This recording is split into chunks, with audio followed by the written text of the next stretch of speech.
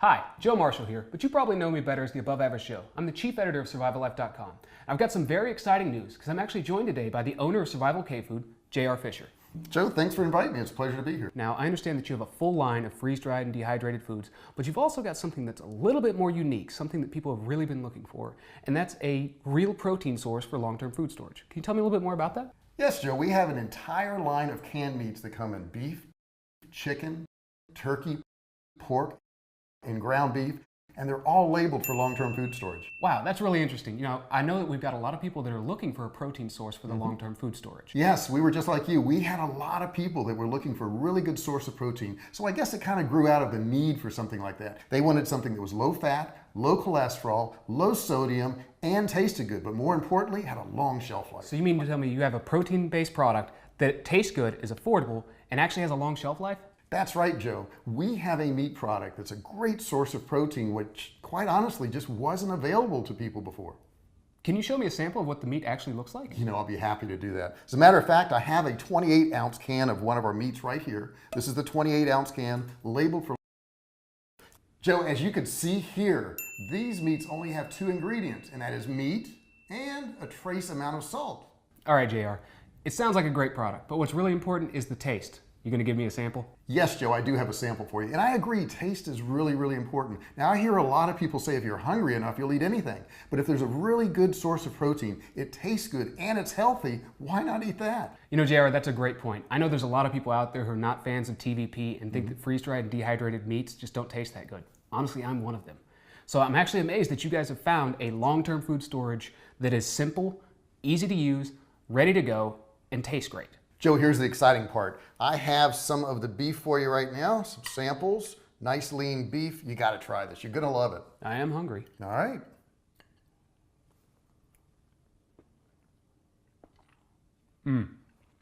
Huh? It's good. That's huh? good. That tastes like Mama's pot roast. Go ahead, have some more if you want. That is good. Okay, I'm gonna prepare you a barbecue sandwich. Quite simply, we're just gonna put some pork on a bun, and we're gonna add a little bit of barbecue sauce. Let's get that on there, get it all sauced up for you.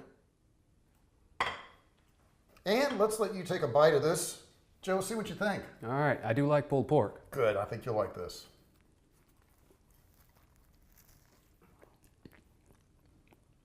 Huh? That's good. Good.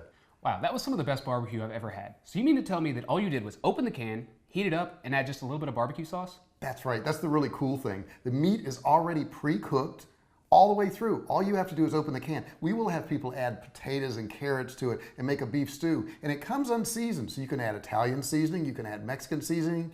Really, the only limitation is your imagination. All right, now you've got my imagination going. So you're telling me I can take a little bit of the chicken, add some mayo and some relish and make my own chicken salad? Or take the turkey and add some instant mashed potatoes and some dressing and have an entire Thanksgiving meal? That's exactly right, Joe. We actually have customers that buy from us on a weekly basis and buy our meats instead of the grocery store meats. So what's the difference between buying fresh meats at the store and buying your canned meats? That's a great question, Joe. Actually, if you think about it, when you buy meat at a grocery store, you're paying for fat, you're paying for bone, and you're paying for gristle. So that meat that you actually buy by the pound, you may actually only be getting 70% of what you're actually buying. Not only that, but if you buy our meat, you can open and use exactly what you want. When you buy meat from a grocery store and cook it, you gotta eat it pretty quick or it's gonna go bad. People would be better off buying your canned meats than buying fresh meats or other canned meats at the grocery store? That's exactly right. And that's why we have so many people that are buying from us on a regular basis, on a weekly basis, and actually using those meats every day. Okay, JR, you've got me sold on the taste. But tell me, why is it any better than the fresh or the canned meat that I can find at my local grocery store? That's an excellent question. And you know what I did? I actually picked up a can of chicken from the local store. And I'd like to turn this around. This is supposed to be 100% natural chicken. And if we turn it around, let's take a look at that nutritional label, okay?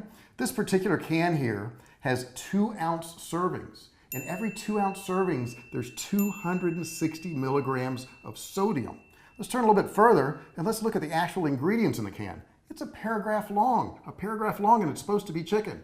Now let's take a second and take a look at our canned chicken.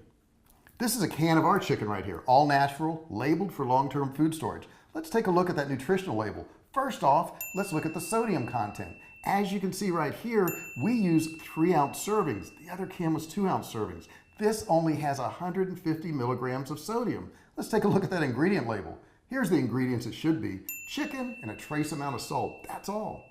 Okay, so I'm starting to see there's a lot of ingredients in the stuff that you pick up from the store that you really don't want. So tell me a little bit more about the quality of the meat in your can. Oh, that's a great question. As a matter of fact, we don't even process our meat the same way the grocery store meats do. It's entirely different. Wait. So you're telling me there's an entirely different way that you actually process your meats for canning? Let me tell you something. That grocery store meat, in many cases, they use what's called mechanical separation, which is really an inhumane way to treat the animal. We use non-mechanical separation, which is the humane way to treat the animal. The way you treat them can actually affect the overall quality of the meat? That's very true. How you treat the animal can have a huge effect on the quality of that meat later on when you have to eat it. But when it comes down to it, isn't meat just meat? I mean, outside those nasty chemicals and the water and salt, how can it be really that much different? Well, it is a lot different. Let me tell you why, Joe. We only use hand-select cuts of meat. We don't use every part of the animal. For example, if you get a can of our chicken, you're going to get 2/3 white meat, 1/3 dark meat in every single can. No fat, no bones, and no gristle. So you're telling me that the stuff that you get at the store isn't the same meat either? No, the cans of meat they use, it's a little bit different because they use every single part of the animal. Okay? We use hand-select cuts. Now, as you would imagine, there's probably parts of the animal that you don't want to eat. Outside of those things, and I have to admit, based on what you've told me, I'm kind of leaning towards wanting to buy your canned meats over the grocery store canned meats all the time now. But outside of those things, I mean, you just cook it, put it in a can, and that's it, right? No, that's also where we differ. A lot of those canned meats in a grocery store, they take all the parts of the animal, some that you don't want, into a large vat. They add chemicals, they add sodium, they add fillers, and then after they cook it in this large vat, they'll put a small amount into the can and then fill it up with water or broth. Okay, I've actually noticed that since you pointed it out, that every single canned meat or anything that I've picked up has water or broth in it. But I mean, that's a good thing, right? It just keeps the meat moist. No, it's not necessary at all. If the meat is good quality meat, not only is it not needed, but it kind of rips you off a little bit. If you get a can of chicken and it's a 5-ounce can of chicken and they're only putting 3.5 ounces of meat and filling up with water, you're paying for water. So you're saying the companies that add water to it are just finding a way to give us less meat and it doesn't actually add any moisture to the protein? Now, think of it this way. If you were to roast a chicken and it comes out of that oven and it's nice and juicy, you wouldn't think of adding water. Or how about that high quality steak that you put on the grill? Would you pour a glass of water over that to add moisture to it? No, I don't think I would. Okay, so now you're going to tell me that even your process of cooking is different? That's exactly right. And let me give you an example of that. This is that same can of chicken that I got from the grocery store. And you see this ink stamped date in here? In many cases, that'll last for about 18 to 24 months. Let's take a look at one of our cans on the bottom. And if you notice, there is no ink stamped date, but there is a code right here that's embossed in the can. And that code stands for when that can was made. We're not required to put an expiration date on it. In this particular case here, it says B5055. That means it's beef. It was made in 2015 and it was 055 day of the year out of 365. So you always know what you have in your hand, you know when it was made, and every can is easy to read. B is beef, C is chicken, P is pork, T is turkey, and we use J for ground beef. Okay, JR, that's a great point for anybody who wants this for long-term storage. You know, I can't count the amount of times that I've reached into a pantry at, my house or my grandmother's house and the label's just been completely gone. You don't know what you got or anything. Your cans are easy to read and you don't have an expiration date printed on the bottom of it. I've actually picked up some stuff at the grocery store that's already been expired by the time I got it. I mean, who's to say it's gonna be any good a year, 2 years down the road? That's right, Joe. All right, well, tell me something else. Why is it that grocery stores have an 18 to 24 month shelf life, but yours don't? Okay, once again, we get back to our process. Remember that grocery store meat was cooked in a big vat and then they added the chemicals and additives and preservatives. Then after they cooked it, they put it in a can with that can being open and they added water to it? Well, that's where our process is different. What we do is we take hand select cuts of meat.